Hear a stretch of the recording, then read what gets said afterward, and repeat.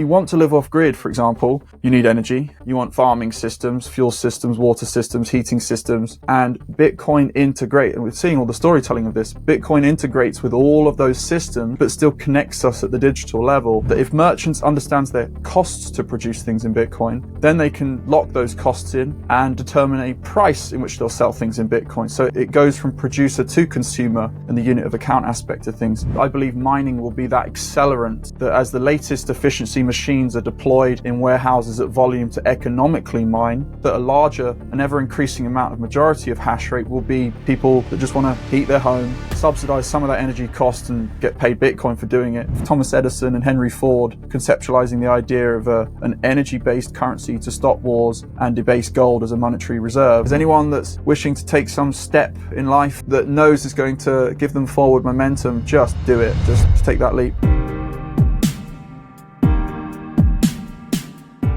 For the people that don't know you, give us some small, short, brief overview of like who you are and why you are into Bitcoin.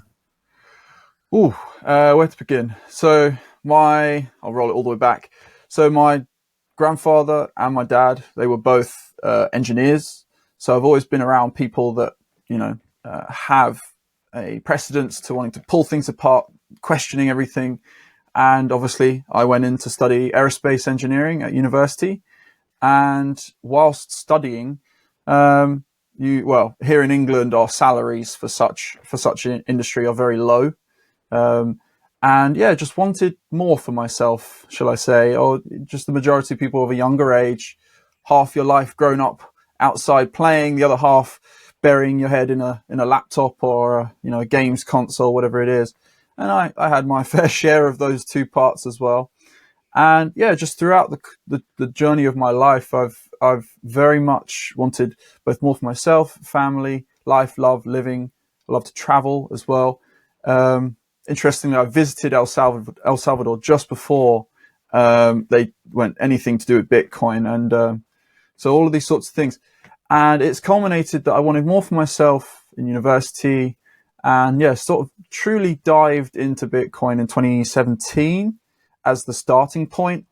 But obviously 2017 captured anyone and everyone in the ICO world of things. So I got burnt, as they say, and that really hardens and allows you to learn those lessons, all the way up to building algorithmic trading systems and bots and those, staying up all night, checking the screen at 4 a.m. And so those lessons of learning what you do want and don't want within Bitcoin gravitated me further and closer towards mining. And just that aspect of people wanting to create a cash flow of Bitcoin with the technical, electrical, there's also the financial frictions of mining as well. All those sorts of things. I gravitated just wholeheartedly towards mining because it combined what I wanted to be involved with Bitcoin, my background, and for the past few years, from 2021 onwards, I've just been on this absolute path of just going down the compute direction of Bitcoin, where the majority of the world have gone in the financial direction with understanding Bitcoin. The miners very much go down, gravitating towards the energy direction. And the very reason I created an educational channel called Hash Power Academy is it's the compute branch in the middle, where you've got the energy world obsessed with energy and the financial world obsessed with finance, but compute is the bit that bridges the two. So that's where I'm at today, where I'm engaged in mining, education that allows people that maybe more on the financial side to just open up their interest into the mining side, not so much having to participate in mining because it's got a highly competitive aspect to it, but just learning about it because it teaches you so much more about all of the other layers of Bitcoin. Interesting. And I want to talk about what Bitcoin mining taught you, but first, how do you see, and I think I actually saw a video of yours also titled Buying Bitcoin versus Mining Bitcoin. I think MSTR was also like one part of that, but how do you look at buying Bitcoin versus mining Bitcoin? I boil it down to, buying Bitcoin is going to always be the metric for everyone. You buy one Bitcoin, you've got a Bitcoin, but mining a Bitcoin is, your objective goal with mining is to accumulate a greater quantity of Bitcoin over time. So you're not even setting up an operation to immediately buy Bitcoin. You believe so much in Bitcoin that you're not even buying Bitcoin, you're buying into machines that produce it into the future. So the belief system that you have to have in mining, in Bitcoin in general, shall I say, is that you are going to capture a greater quantity. And that is only going to be accessible right now for a select few people that have the technical skills to run it, the electrical skills to keep it going and not burn down, or those things, or the financial ability to buy the machines in bulk. If you don't have those pieces of criteria, you're going to have to try hosting, which is you need to invest a lot of money to get a cheaper price of machines, because those are the pieces that are always missing from the education, especially when people fall into the trap of going into crypto mining, which is by the time they buy the machine that says they're going to make their money back in 4 months, so many of those machines get produced that dilutes the very small amount of money distributed in that particular blockchain. And so there's this knowledge gap. There's this key knowledge gap when it comes to the mining versus buying phenomena, especially on the mining side. And yeah, I think that answers your question. That's super interesting. Yeah. I mean, it's also, how do you look at when someone else hosts those things for you? I mean, there's so many providers where you can just like buy things and they do all the things for you, and you get a cut from that. Did you look into this? Yeah. So I boil it down to there's two.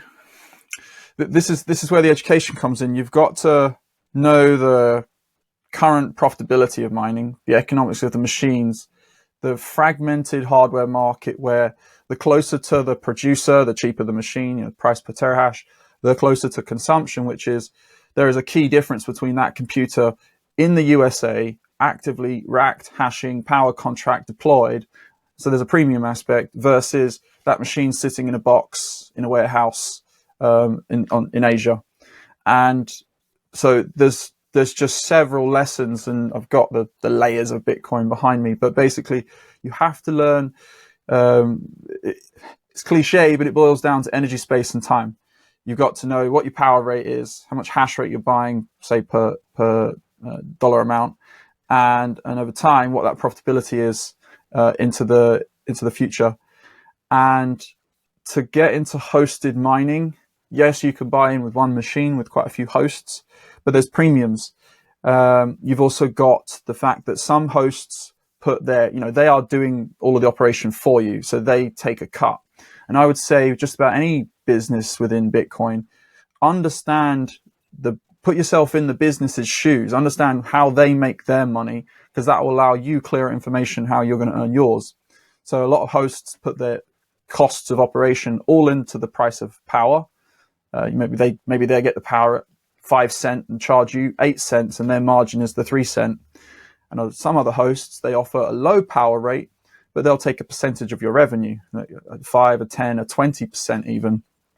And you've got to use those metrics to truly forward project and essentially cut the projection in half to have some form of realistic sense.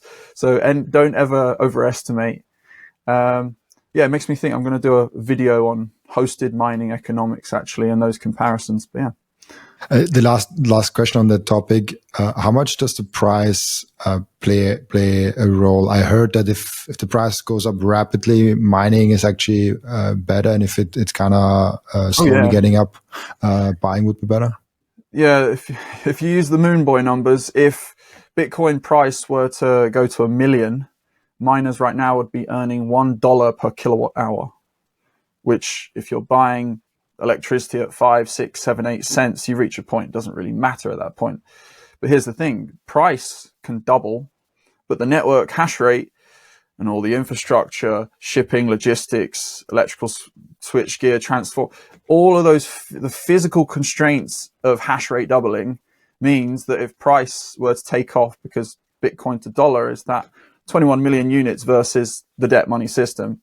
If the debt money system has to expand, as it very much needs to, just to justify its own existence, it means that the units are going to shoot up in price to the dollar. And miner production floor cannot increase as quickly. And every bull cycle for miners is when price, in say percentage terms, is outperforming difficulty. And yeah, if we see Bitcoin quote unquote take off, the network hash rate just cannot keep up, and that's when miners will be absolutely raking it in. But the key thing for everyone of a retail level is when mining profitability is at stupidly high metrics and values of break even 4 months, that's when you sell. When mining profitability is extremely, impossible, like you'll never make your money back, is I paid, $20 per terahash, but I'm barely making under $1 per terahash. That's 20 months or 30, 40, 50 months.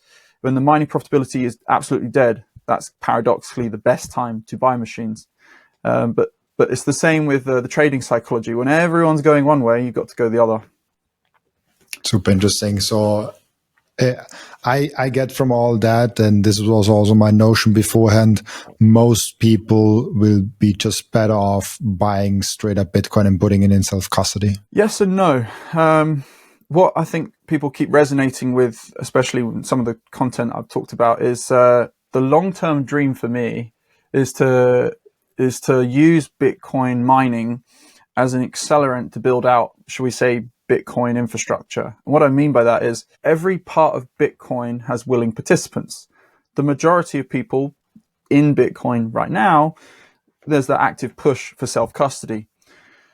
But then you've got the passage of time, which is that inevitably the majority of the wealth of the world that people have, the sort of Seyr metrics of X amount of treasuries, bonds, equities, and all these sorts of pieces, that any aspect of them flooding into Bitcoin, are those holders of wealth going to just trust it in someone else's hands like they've done the rest of their lives, or even people with a substantial amount of Bitcoin hearing the concerns of people, the wrench attack and so I think people having a mix of self-custody for the majority, but active amounts that's accessible, or the multi-sig setup, or the time locks, all those sorts of pieces are important. But to your question about mining versus buying, is I see mining infrastructure, to deploy a megawatt of compute, the 200, the 300 mining machines for 1 megawatt. Well, you need the electrical infrastructure or the power source to provide that.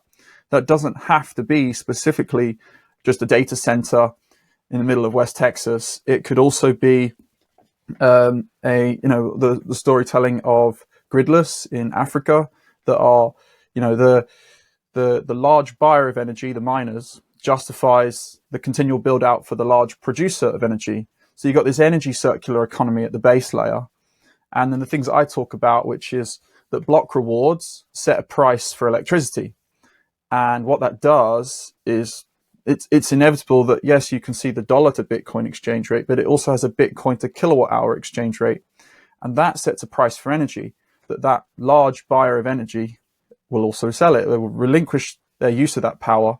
And it doesn't have to be grid scale. This system can be as small as a couple of homes, a small block of compute that consumes the energy of all the different properties. And it delves down the Bitcoin citadel sort of dream, which is people that want to have their ability to live off grid, but cannot figure out the economics of how that will truly work, say as a pension plan.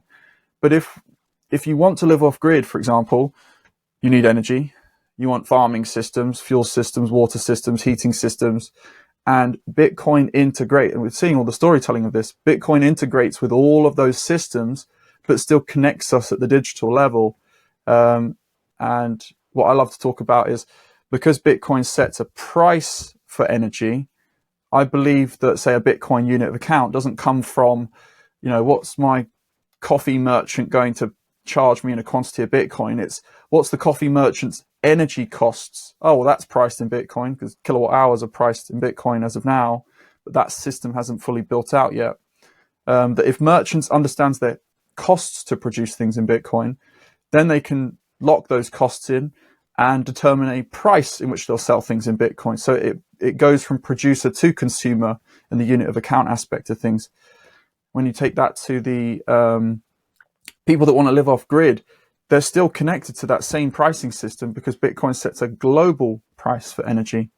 And so that's a very long form version of your question of self-custody versus mining. Is I believe mining will be that accelerant that as the latest efficiency machines are deployed in warehouses at volume to economically mine, that a larger and ever increasing amount of majority of hash rate will be people that just want to heat their home, subsidize some of that energy cost and get paid Bitcoin for doing it, have the heating system connected to a water tank, which means they've always got hot water, and run the hot pipes into greenhouses to grow crops at optimized levels.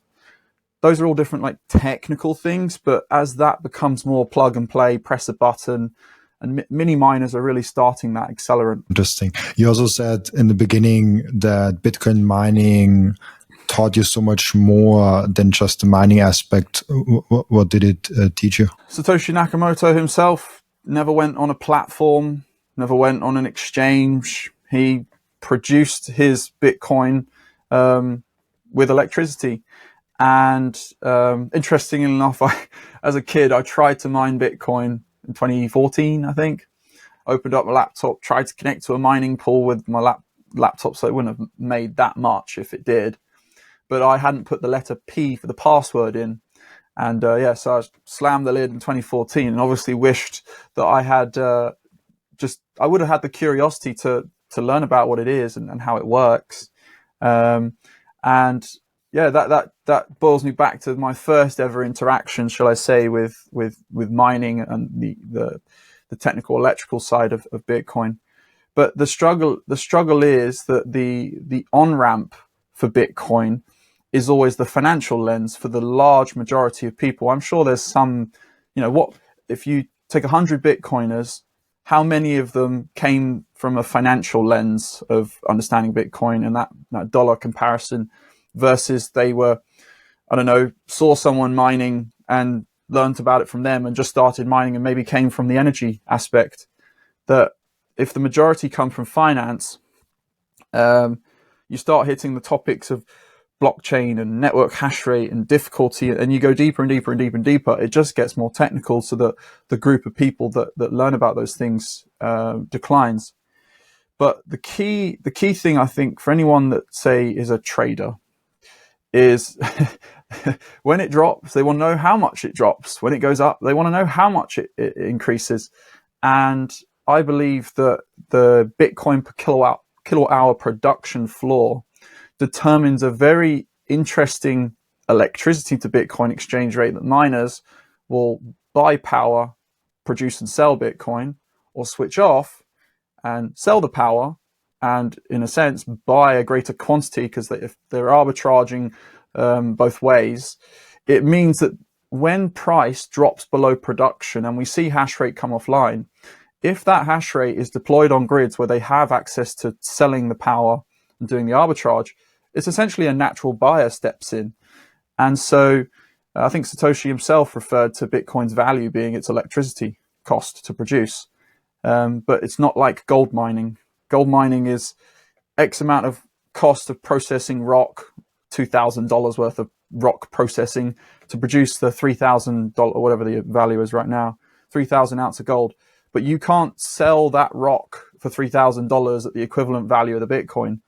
But with Bitcoin, it's intrinsically connected to electricity, because energy produces compute, which produces Bitcoin. And electricity in of itself is the most important commodity of the 21st century. And obviously compute and microchips just about are the other side of the coin, so to speak.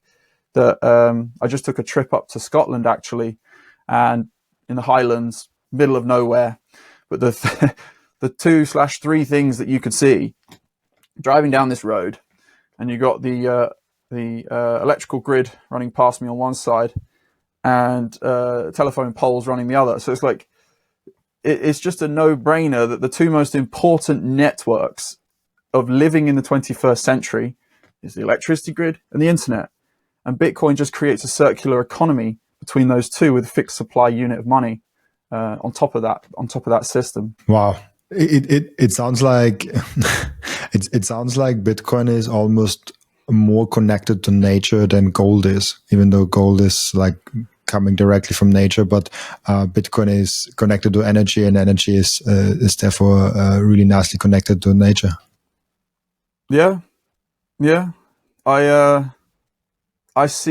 refer to it as digital mother nature, and with mining, it takes no prisoners. The network doesn't care. You're either efficient, and mining is a redistribution system of the units to those most efficient. I mentioned before, price drops, hash rate switches off, but it's the inefficient hash rate that switches off.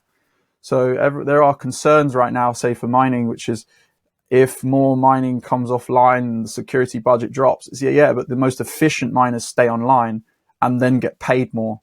So yeah, on the mother nature side of things, she's brutal and she doesn't care. Just redistributes the money units to those most efficient and those adding the most value to society because they're producing the most compute, thus deploying the most electrical infrastructure and monetizing it. On the mother nature side of things, I like to refer to Bitcoin in terms of the tree. The tree is the best analogy I find for Bitcoin, which is mining is that roots. A tree sort of is connected to two worlds, which is the ether, the digital side of the branches and the sweet fruit of Bitcoin, fragmenting, and the transactional noise of the network, and the tweets in the tree, so to speak. And then the blockchain is like the rings of the tree as it grows older and builds more layers, and that doesn't change. It just stores the truth of what happened to the tree, so to speak. And then you got the root system, which is all the mining and that energy source and the breadth of the network, so shall we say. But that goes on a bit of a tangent, but it's an interesting analogy to see Bitcoin and even the sort of relationship trees have to each other, which is the sort of mycelium network of the connections. And as we connect more in Bitcoin, just so much more is going to come from it. It's a very open statement, but truly, I think the more people that join, we're just going to see so many more things. That connectivity, such as the citadels all developing everywhere, they'll start connecting with each other through trade and pricing of goods and services in Bitcoin. So the analogy goes very far, shall I say. It's as I said, with the inefficient ones, it's like Darwin, the ones that don't survive. Do you think there's a danger of centralization through miners because the best ones and the most efficient ones are winning, or is it more like the smaller ones, the mini miners at home, the heaters are kind of winning out in the quantity? I think mini mining is a good educational tool. Because when you compare the amount of bit axes compared to industrial scale mining, it's a rounding error. As to centralization, you can observe the way that I have the network built in 6 parts, which is produce energy, produce electricity, the hardware, the hash rate, the blockchain, and Bitcoin in of itself. You've got the decentralization of where the mining's deployed. So by countries, power sources, off-grid, on-grid. You got the decentralization of the electrical grid in a sense. So you can look at how much hash rate is by nation. And obviously the majority is now US. But there's sort of there is this not power balance, but it's the hash rate deployed of the network is US side. But the source of production of the hardware, so it's almost like the OPEX of mining is in the US, but the CapEx of mining is produced in, say, China and all the chip fab nations. And there's all these dangers of back doors in the hardware, the mining pools, and mining pools are Bitcoin miners converting into hashers. They're not producing their own block templates, which is holding the destiny of, I fought to find the next block in the chain. I'm going to decide what goes in my block, which obviously delves into the discussion of the debate of at the moment in Bitcoin as to what should or shouldn't be in the blockchain. But I boil it back down to miners are paid not to attack the network. How do you like the debate currently going on with the op return limit? The op return limit aspect of things is so on one side you've got the miners who are the miners who are being paid to add more blocks, and then you've got buyers that are paying to go into those blocks. So what you have is this pricing system of the holders of Bitcoin. I want to, pay the least to store my transactions forever online, and the miners adding those blocks, and the people in the middle are the nodes. So you've got this circular economy of data settlement with the data money, and obviously block production to earn the data money. But the nodes sit in the middle as the volunteers. And I did just put a video out actually referring to the sort of timeline of how we got to where we are today. So sort of looking at this debate, where we are today, where we came from the beginning, and where we're going. So from the node aspect of things, running a node from the Satoshi era was you produced your own blocks, so you're a miner. You stored the data of those blocks that you produced or others produced, and they sent to you through the network, the information, and you owned the data in those blocks, the Bitcoin. So ownership through your private key as a holder, storing the information as the sort of node function in of itself, and updating the node, updating the blockchain, shall we say. So all three components have now fragmented into different things. So holding Bitcoin got obfuscated and responsibility sort of handed off to platforms, exchanges, hardware wallets. What percentage are still holding their private keys? And then on the mining side of things, we went from CPUs to GPUs to ASICs, and it got inevitably harder. So the group of people actively in mining as a percentage of the network at any point in time has just gotten smaller. And so everything to do with your private key is fragmented off into this financial world of ETFs and all this sorts of things. And everything on the energy side, mining, its own multi-billion-dollar industry, fragmenting into its own sector, and the financialization of running a node, which is a mining pool. And you got the nodes in the middle, that all this money and energy is circulating around them, but their function has not changed. That we want them to store the information, the volunteers of the network, produce Bitcoin, miners producing blocks. They're not producing Bitcoin, they're getting subsidy, but they're producing block space. Holders having to pay to put in those blocks. But again, you've got those nodes in the middle that are sort of in the battle between those wanting to be paid to put as much in the blockchain and those wanting to pay. And so when it comes to today, where we are, is this fragmentation of all these different aspects, and node running sort of been lost very much in the node running has been lost in terms of its importance to those that are, I'm going to hold Bitcoin in my ETFs and give it to Seyr and all these sorts of things. And then mining a lot of them aren't even running nodes. They are hashing, they're selling their hash rate to a pool, and then have to worry about the node running aspect. They are just producing hash rate and getting paid Bitcoin for doing so. So node running still remains that fundamental bridge between the two energy and financial worlds of Bitcoin. And the op return discussion is, do we impose more cost on the volunteers of the network, where mining is incentivized to get more efficient chips, but nodes are not incentivized in any way in financial terms, to add more storage space, because the blockchain file size, so to speak, is getting bigger and bigger at an ever increasing rate. If the idea of it being a monetary network transitions to it being in cloud storage. And there's no exact right or wrong answer here, because we're all trying to figure out what tomorrow looks like, which is subsidy disappeared tomorrow, but in 100 years time, subsidy is gone. We're just depending on how much is put in blocks. So for miners, from the earlier discussions we've had, it's their energy is being priced against block rewards.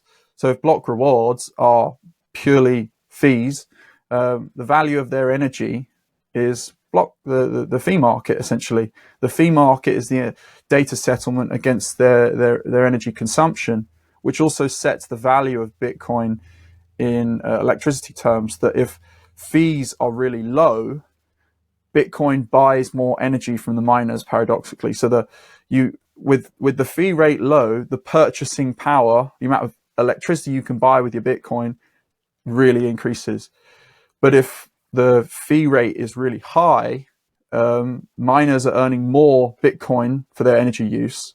So it's paradoxical, but buying the energy is more expensive.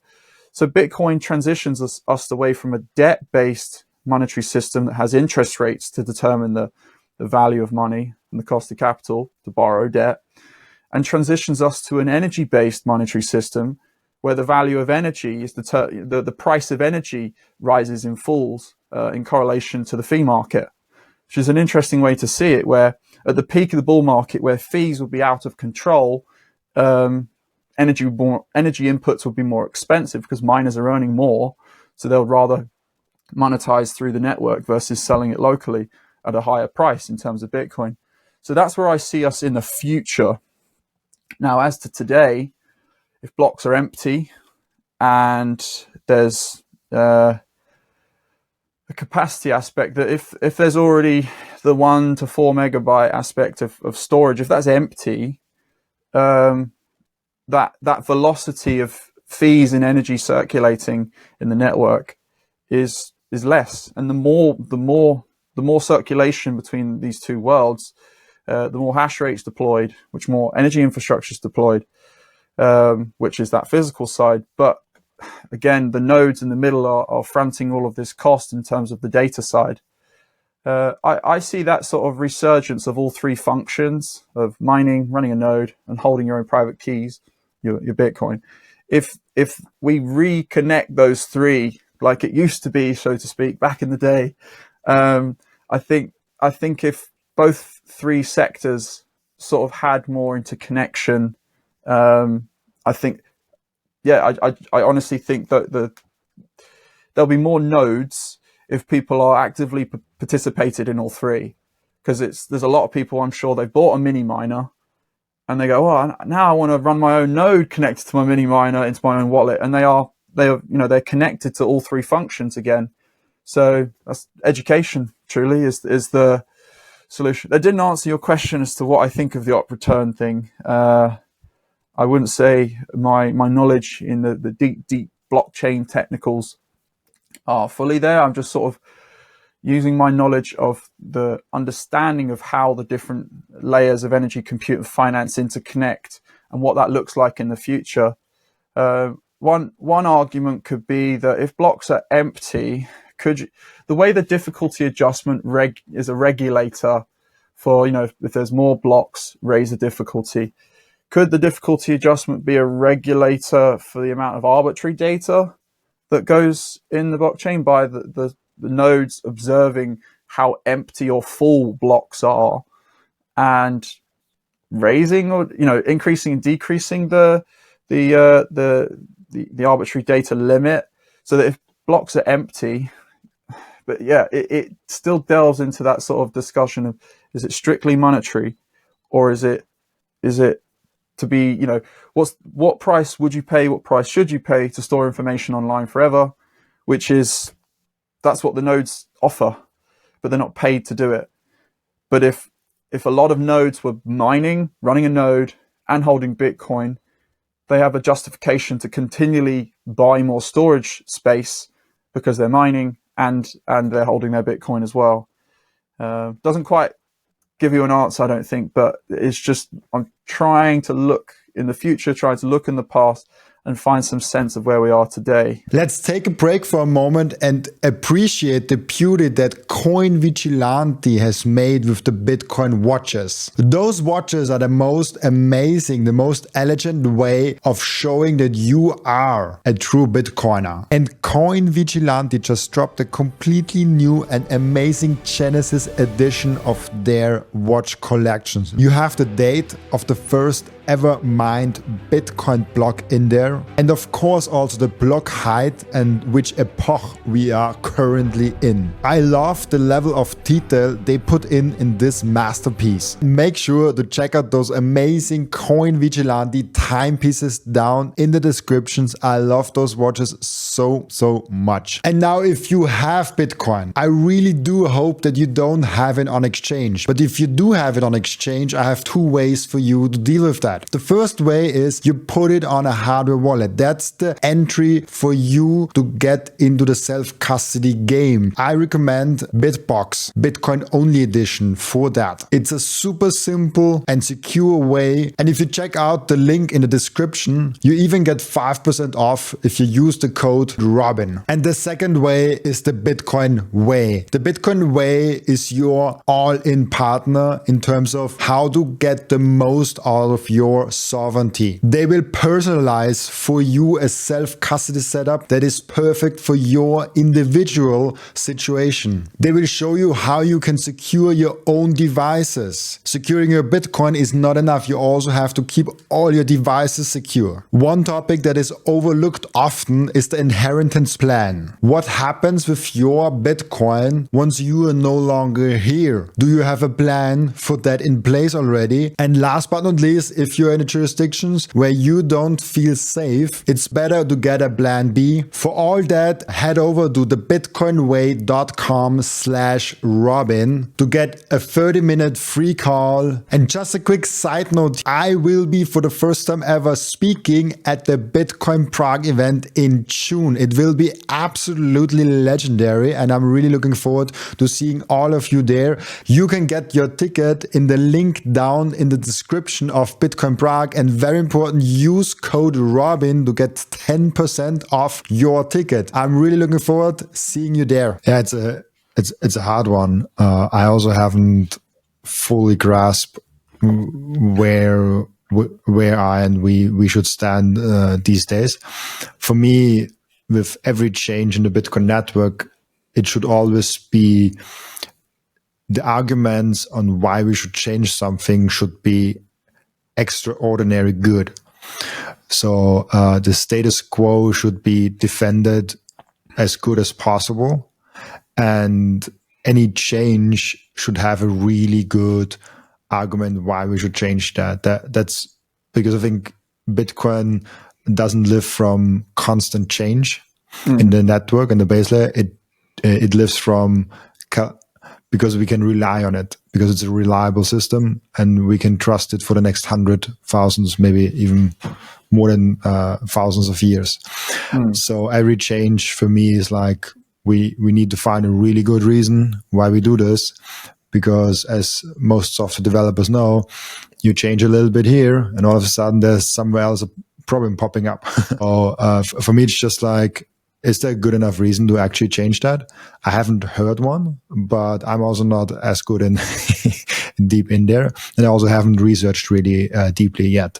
But every change that gets kind of posed, I'm like, okay, what is the real good reason to actually go ahead and do that? Because this not changing already worked 16 years. And yes, we have to change things. I think if we now stick with the Bitcoin code that it is there and we never change anything, I think Bitcoin will fail. There's just future developments coming that we need to change some things. But it has to be a really freaking good reason to change something, not just like, oh, like the code gets a little bit more efficient. Yeah. From what I mentioned about, you got miners wanting to add as many blocks because they're paid the subsidy and there's block space for them to sell to holders.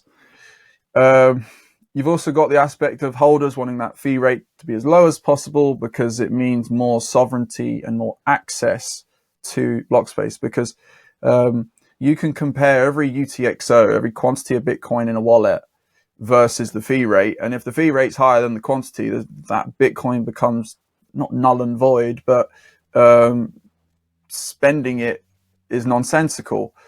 So, and then you've also got the quantum concern, which is if we had to shift all the UTXOs into some form of quantum resistant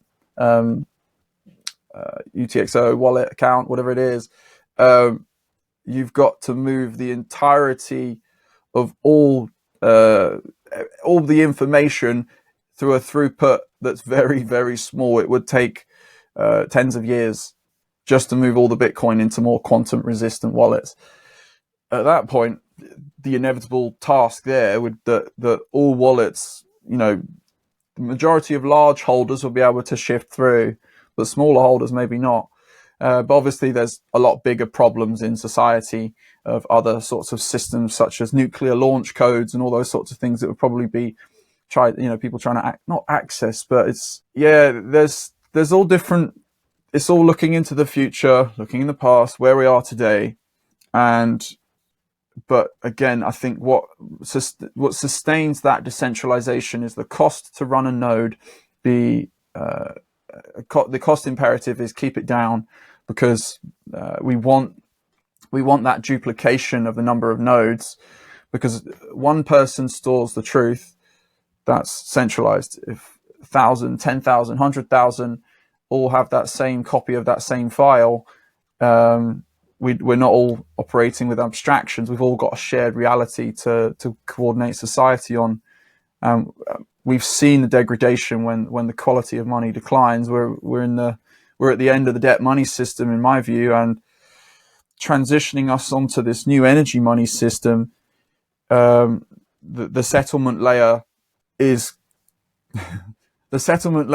core, and how the layer 2s and social layer 3s get built on that, and how the mining interacts underneath that. It's like a game of chess. You don't really want to change the rules. You just want to make sure that the game is played fairly. Yeah.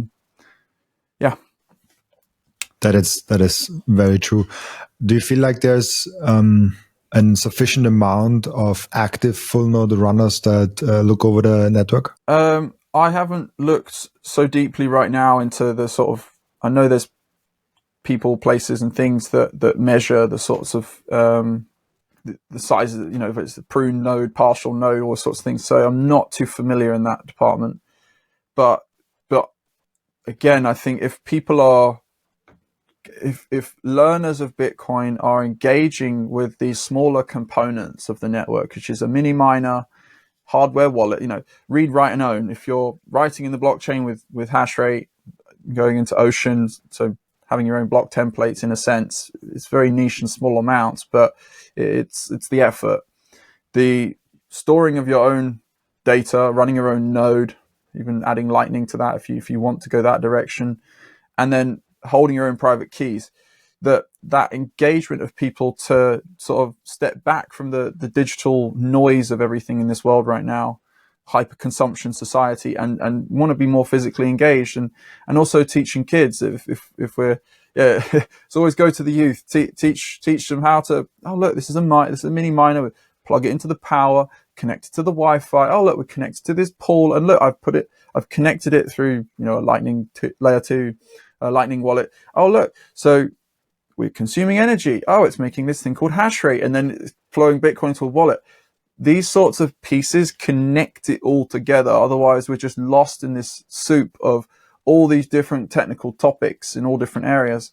But if we connect all the layers, engage people with mini miners that then want to run their own node and store their own Bitcoin in their own wallet, it reconnects those three components of read, write, and own of the blockchain to a point that we'll have more active participants that run a node, because they're getting paid to add blocks to the chain, in a sense, and they're holding the money from being paid to add blocks. So it just sort of rebalances the economics of running a node. If you're being paid, you have to mine to participate in increasing the storage size of your node, so to speak.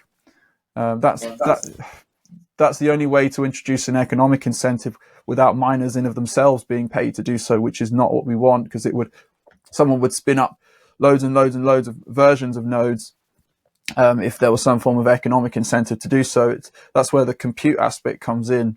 The proof of work is why the economics are distributed to anyone with an energy cost.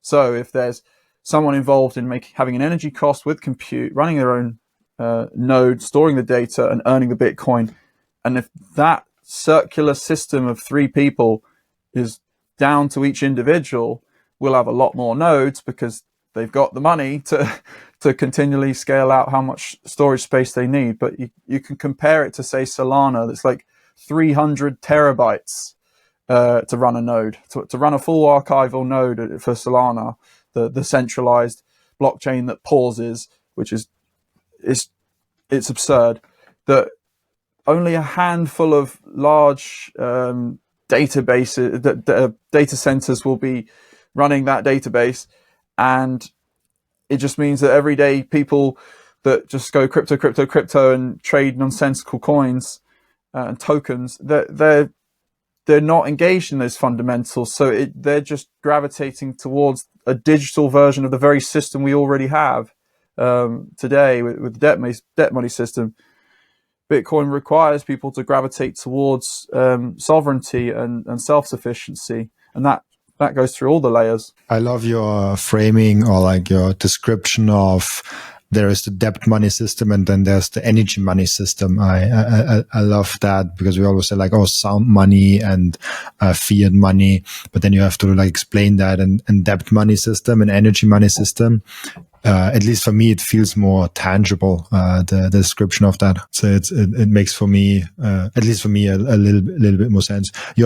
You are also really big on unit of account as a system. I saw, I think on your Twitter it's written building the unit of account of Bitcoin. What is that a focus? Like why unit of account? Aren't we extremely far away from that? Miners are the first unit of account in my view is block space. Block space is, blocks produced, there's a certain amount of data space for transactions to be stored in that, and it's a live market that your transaction will be pushed out of the next block if someone else pays a higher fee, because those miners are trying to capture as much fees versus their energy. So what I try and observe Bitcoin as a unit of account, which is measuring other things in a quantity of Bitcoin. Not a dollarized value of Bitcoin using Bitcoin as settlement, but measuring other things and a quantity of Bitcoin. So the first thing is obviously block space. That's the first and foremost one. The second commodity on a Bitcoin unit of account is electricity, because miners can define their block space that they've produced versus that electricity that they've consumed, and they're constantly measuring this quantity of electricity, which is priced in. You got this quantity of electricity through a computer to produce a quantity of Bitcoin, and they're obviously trying to make the dollarized value of those quantities make sense, which is, spend $50,000 on electricity, which is, say, 1 million kilowatt hours, I think it is, to produce the $100,000 Bitcoin. And so the economic value of those kilowatt hours is the amount of Bitcoin they can produce. So that you strip the dollar bits away and you've just got a quantity of kilowatt hours versus a quantity of Bitcoin. And so they will want to sell the electricity in Bitcoin per kilowatt hour at greater value than what they could mine. And so that creates a world where miners are buying energy below the Bitcoin per kilowatt hour rate, and they are selling it above the Bitcoin per kilowatt hour rate. So they're naturally creating this market force of selling the price of energy to Bitcoin per kilowatt hour and buying the energy up to Bitcoin per kilowatt hour. And thus I believe that the next commodity beyond block space to be on a Bitcoin unit of account is electricity. And then you go, okay, what does electricity plug into? Everything. We've got the whole transportation system that's just pushing, the land side, pushing into electrical vehicles.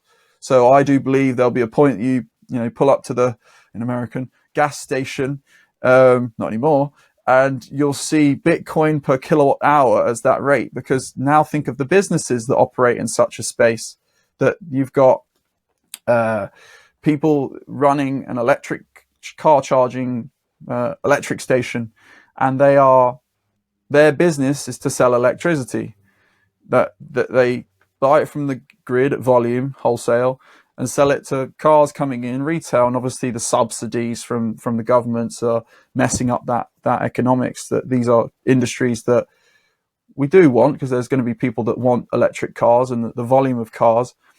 And if their business is selling electricity, what's to stop them running Bitcoin miners with the electric car charging, use the heat from the machines to sustain the temperatures of the tarmac underneath the cars in the cold environments, run it into a sauna, into a laundrette. The fragmentation of the different connections that Bitcoin mining has into other industries, now that you've got electricity priced in Bitcoin, it goes into all different ways.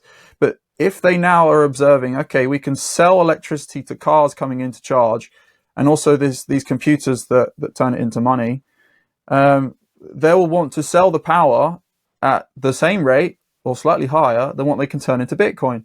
So that energy rate naturally descends on the Bitcoin per kilowatt hour rate, which is priced in block rewards, which is going to inevitably just be solely the fee market. And so with electricity priced in a Bitcoin unit of account, which feeds into all of the inputs of society, we come off a debt, oil, petrodollar based money system into an energy based, electricity based currency system, which does have some very interesting historical context of Thomas Edison and Henry Ford conceptualizing the idea of an energy based currency to stop wars and debase gold as a monetary reserve, which was, I think, was it 1921, I believe the article is, a place called Muscle Shoals, where they wanted to essentially use the power of a hydropower dam to create some energy unit and use that as a currency system. And so the history is there for energy-based money all the way back. But electricity, the infrastructure of today is the electrical grid and the internet, and everything on the finance side sits on the internet, but everything on the energy side is the electrical grid. And Bitcoin mining can turn energy into money off the grid when things can't connect to the grid, which is build a new wind farm, and you need to join the queue to wait X amount of years to get connected to sell your power. So you're a business that sells power. If you can't get connected to the power market, you need someone else to step in and monetize your power. So you can be anywhere on the planet, anywhere in space, anywhere in time, because there's always a block to be mined, and then you've got this energy money that connects it all together, and that pricing system is across everyone. So I do believe people will be in the middle of the jungle, that they truly, their goal in life is to completely disconnect from society, but they'll still be connected because they'll still be able to mine their own Bitcoin. And just like the way that California developed into a massive nation in of itself, it's like a large economy, from gold, natural wealth being found in that local level, and gold went out, goods, services, resources, businesses, industries came in. And so if we've now got this new monetary system that is California on steroids, which is wherever there's energy abundance in the world, mining will gravitate there, build out infrastructure, build out their own energy systems, and build out their own, my hope is they build out their own communities of people that want to live anywhere and anywhere that can capture power, like some hydropower dam in the middle of nowhere that the industry's left, and now a community could be there. And then you've got this energy pricing system where if you live in the middle of nowhere, you're still going to want to be connected to the internet to play whatever video game you play.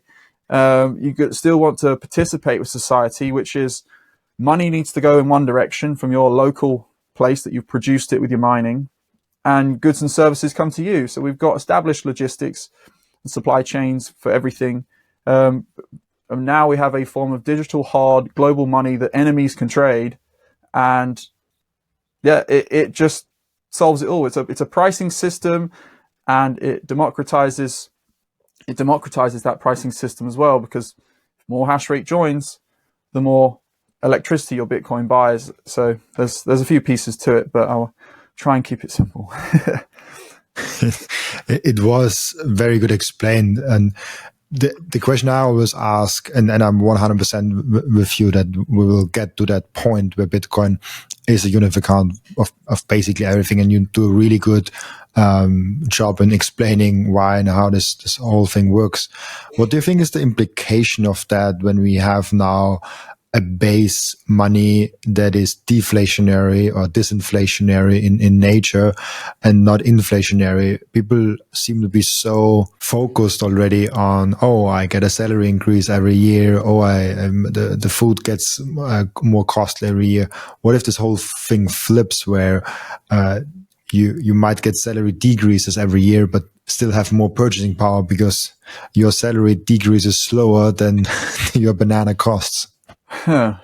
I think I have an interesting theory that the difficulty adjustment will probably be something to use as an aggregate to reprice people's employment contracts, because the difficulty adjustment is a representation of how much energy is in the system, because you've got more more energy to produce more compute, which produces more blocks in a relative time period, so difficulty increases. So the difficulty adjustment is the software of the network understanding how much compute is trying to brute force add more blocks to the chain, which is how much hash rate is being produced, which the average efficiency of the network gives us an understanding how much energy is in the system. And the what was your question again? I wonder what the implications of that is. What is the implications of having Bitcoin as a unit of account? So in the deflationary aspect, we've got the fixed supply, 21 million units, with energy expanding, compute expanding, dollar expanding, nodes expanding, we hope. All those things expanding under these units. So obviously everything is getting repriced against the quantity of sats, trending to zero, never reaching there. And in deflationary terms, inflationary terms, if you sign an employment contract, you're saying that my 40 hours this week, my time and energy is worth this quantity of units. And then you go and use those units to buy a quantity of goods and services. And the key thing that everyone needs to understand that's not really in Bitcoin is that money, you have to look through the money, that you're working in exchange of other people's time and energy as well, that you're accessing other people's goods and services on the other side of that money. Because what do? You earn it and then you spend it on energy bills and living and rent and all these sorts of things. And the slippage in that system for inflationary money is you earn it in quantity with your time and energy, and then that quantity of money buys you less over time. So somewhere between the hard work that you provided the world and the time that you spend it erodes. The hamburgers get smaller and more expensive, and those are the concerns of an inflationary money system, which redistribute. If more units in the middle are printed on your side of time and energy versus buying someone else's time and energy, if the units get inflated, it's in like a business person's perspective, we're all getting we're getting diluted shares of the collective purchasing power of the dollar or the pound or the euro. And where do those new units, those new shares go? They go to inefficient causes and gross inefficiency. Bitcoin, the amount of the full cap is 21 million, where the 20, I can't remember the exact supply at the moment circulating, but these units are being distributed to the most efficient in society versus government, which can be argued as one of the most inefficient in society. And so to start with, it's okay, the monetary units are being distributed to those most efficient with their energy and compute. That's the start, the base layer.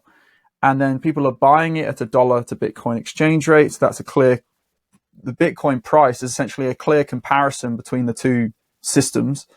And Bitcoin to production is representative of how efficient you are, so how cheaply you can acquire your Bitcoin. And when it comes to the deflationary use of that money, so I've covered the part where we're earning it, which is the miners, in whichever quantity based on your energy costs. And then to go to spend it is, or even the salary aspect is if difficulty has increased 10%, well, it's because the network hash rate increased by 10%, which means roughly 10% more energy has entered the network. And if all those things have happened, it means that the value of Bitcoin in electricity terms has increased to 10% and will buy 10% more electricity. So if the units that you've signed a contract to earn in time and energy has increased in value by 10%, maybe you should take a pay cut by 10%. And so that's the theory behind maybe the difficulty adjustment, where in the future someone will have an employment contract to say that their time and energy is worth this quantity of energy money units. But if the energy value of the units change, the difficulty adjustment is our key metric of that planetary scale understanding of what the true value of Bitcoin is underneath the dollar debt-based money system that we are moving away from.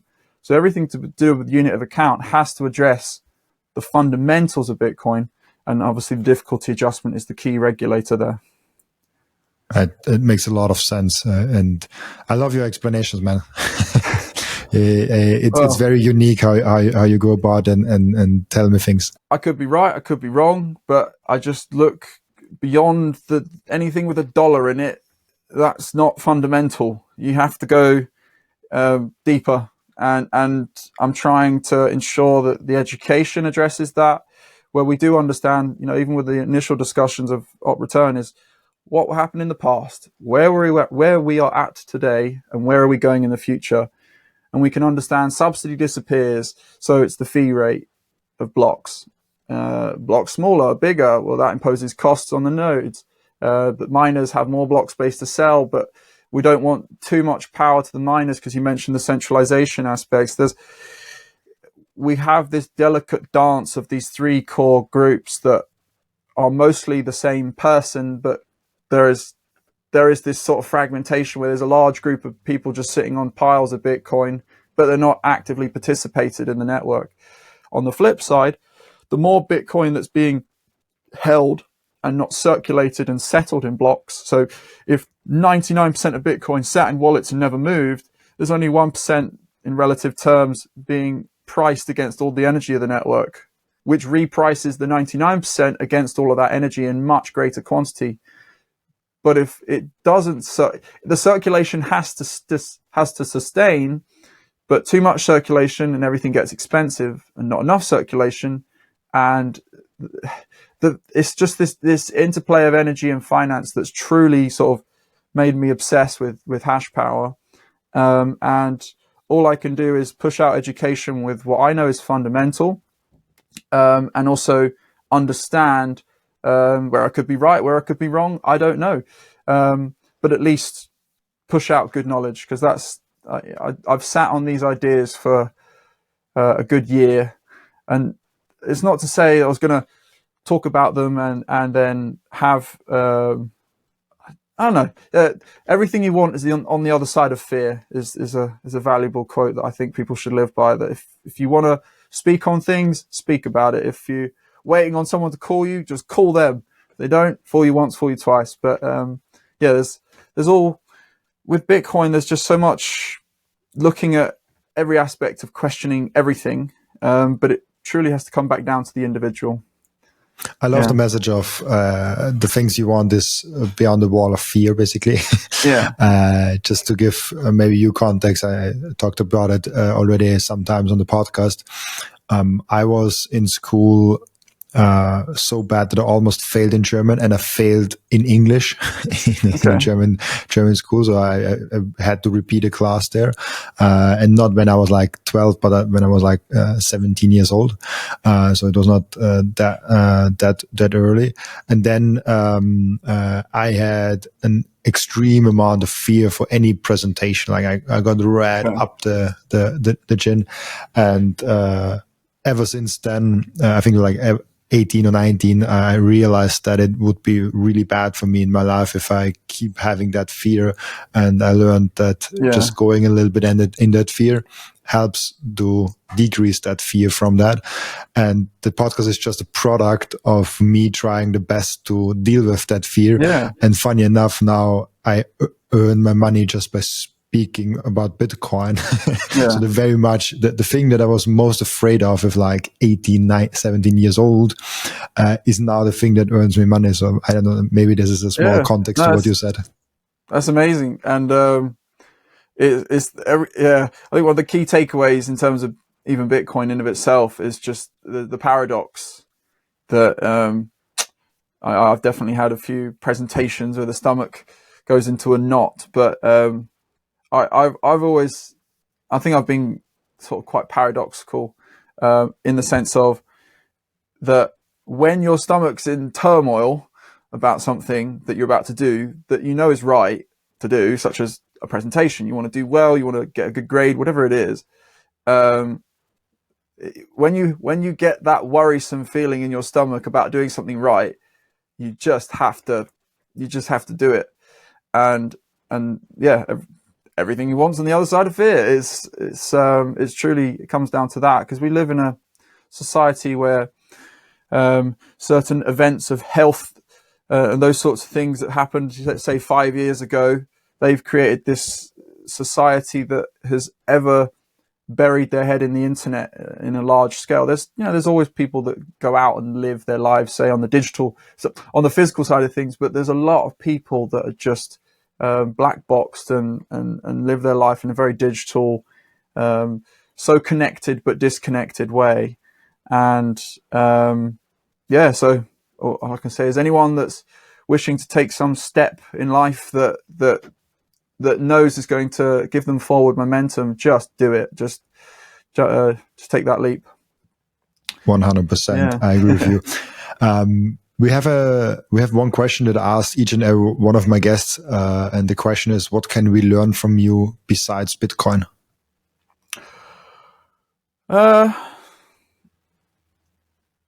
Personal development, but I also attest that I'm on my own personal development journey, just like everyone is throughout life. That we are all just sort of shards of the same consciousness, sort of learning itself, and Bitcoin comes into that, obviously, but we're all just observers of Bitcoin.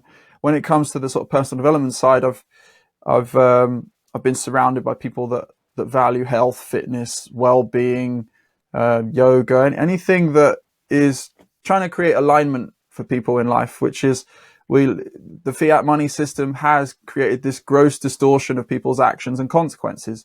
This world of buy now, pay later. It's get what you want now, but everything you have to pay and the consequences of it is later with interest. And that has truly hurt a lot of people. And so even the only way to change the world is to change the nations, to change the towns, change the village, change the family, change yourself. And it doesn't work from big to small. It starts from small to big. You have to change yourself, help your family, help the village, help the town, help the city, help the country, help the world. And to every individual in Bitcoin, we all are coordinated with this, chain of truth, the blockchain. And on the personal development side, that's the first step, is look within, focus on yourself, and then it expands out to that. So yeah, that's the key takeaway for me. What really, really nice. We have an end routine in the podcast where the previous guest is asking a question for the next guest without knowing who the next guest actually is. And the question is so cool. And it was never asked actually in almost 500 episodes. Wow. The question for you is, was the fall of Rome as cringe as the fall of the West currently? If you say the fall of Rome is as cringe as the fall of the Western civilization currently. Ooh. I think what's the old saying? It's if you don't learn history, you're doomed to repeat it. That there is this belief that Bitcoin can be the finality of a monetary system that as much as people try and manipulate the brute force digital mother nature, keeps everything in check, and the nodes being the guardians of such responsibility. And when it comes to the whole Rome aspect of things, there's still that sort of expansionism of Rome and how far it got, as to the sort of politicking of those in the power structure in Rome itself. And cringe, I don't know. I'm not fully sure. I think I need a lot more knowledge on both.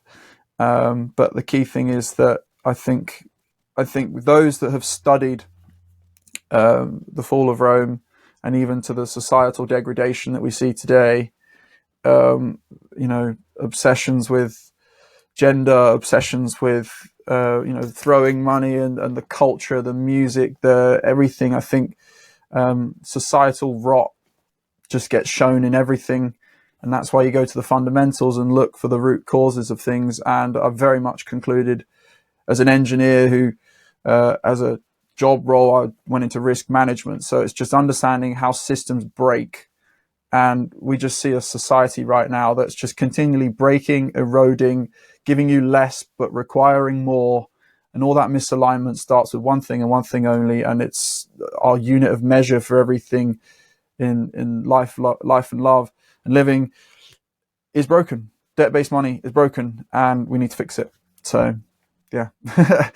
We're here to fix the broken monetary system, and hopefully we can educate a few people on this. You're doing a really great job on explaining complex topics and on breaking it down so we can understand it. Thank you so much for that. Well, appreciate it. Before I let you go, where can people find you, ask you questions, and reach out to you? I think you also have a YouTube channel. Yes, so it's Hashpower Academy, which is both the YouTube channel and the website, hashpower.academy.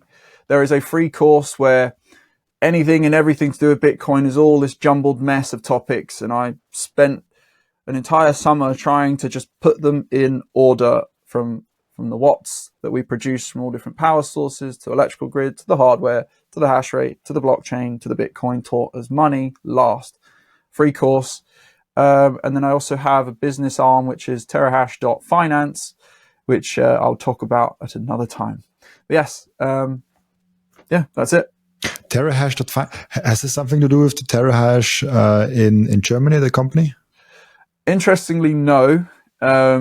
An interesting parallel, but no, I see the sort of financialization of compute power being, this is right at the end now. I don't think Bitcoin bonds as they are today are anything other than a marketing gimmick, because the Bitcoin bonds that the guys in Wall Street are talking about are US-based dollarized debt to buy Bitcoin. That is not a Bitcoin bond.